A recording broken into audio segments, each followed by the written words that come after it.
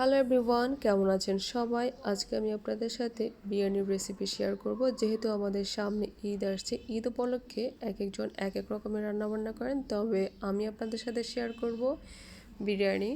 তো বিরিয়ানির আমি সেকেন্ড স্টেপটা শেয়ার করব। ঝটপট বিরিয়ানি রান্না করার একমাত্র উপায় হচ্ছে মাংসটাকে যদি আগে থেকে রেডি করে রাখা যায়, তাহলে কিন্তু এটা খুব অল্প সময়ে বিরিয়ানি রান্না করা সম্ভব। তো এখানে আমি দিয়ে দিলাম হচ্ছে বাটারের সাথে আমি পেঁয়াজ দিয়ে দিলাম। পেঁয়াজটাকে একটু নেড়েচেড়ে পানি অ্যাড করেছি।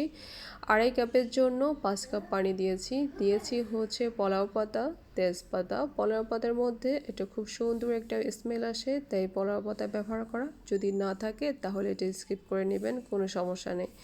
আর দিয়ে দিলাম হচ্ছে তেজপাতা। দেওয়ার পর এটা অপেক্ষা করতে হবে যতক্ষণ না পর্যন্ত পানির বলকটা না আসছে, ততক্ষণ পর্যন্ত।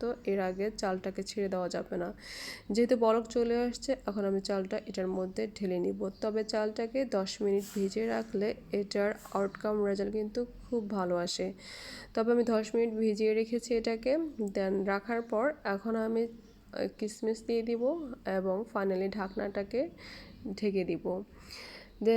এখানে বারবার ঢাকনাটাকে উল্টানো যাবে না, একবারেই হচ্ছে ঢাকনাটাকে উল্টাতে হবে। যেহেতু যখন 70% যখন চালটা একটু রেডি হয়ে যাবে, অর্থাৎ হয়ে যাবে অর্ধেক থেকে একটু বেশি, তখনই এটাকে একটু ঢাকনাটাকে উল্টিয়ে একটু নেড়ে চেড়ে দিব।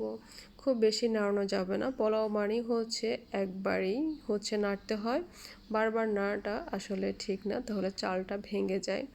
তো যেহেতু এটা আমার 80% যখন হয়ে যাবে, ঠিক তখনই একটু নেড়ে চেড়ে দিব এবং এটার মধ্যে ফাইনালি যে মাংসটা আমি রেডি করে রেখেছিলাম বিরিয়ানির জন্য, সেটা এটার মধ্যে ঢেলে নিব। তবে এটার পরিমাণ ছিল 1 কেজি থেকে একটু বেশি পরিমাণ, কারণ রান্না করার পর কিন্তু মাংসের পরিমাণটা একটু কমে আসে। তো ঢেলে নেওয়ার পর আমি এখানে আলতো করে একটু নেড়ে চেড়ে দিতে হবে।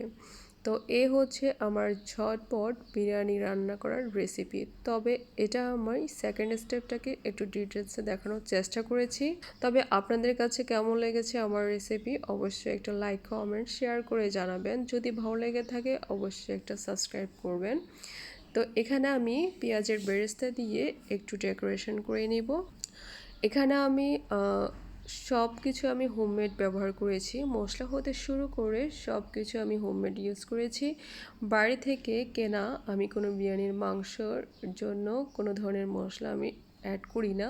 যতটুকু অ্যাড করি সবই হচ্ছে হোমমেড, কারণ হচ্ছে কেমিক্যাল জাতীয় কোনো কিছু ব্যবহার না করাটাই ভালো বিরিয়ানির জন্য। তো ফাইনালি আমি পেঁয়াজের বেরেস্তা দিয়ে আমি এটা রেডি করে নিলাম। বিরিয়ানি দেখতে যেমন লোভনীয় এবং আকর্ষণীয় লাগছে, খেতেও কিন্তু এটার দ্বিগুণ মজা হবে। তবে এটার উপর দিয়ে যখন এটা হয়ে যাবে, ঠিক লাস্ট মুহূর্তে কিন্তু একটু ঘি উপর দিয়ে একটু স্প্রেড করে দিবেন, তাহলে কিন্তু এটার স্মেল এবং এটার স্বাদ দ্বিগুণ বেড়ে যাবে।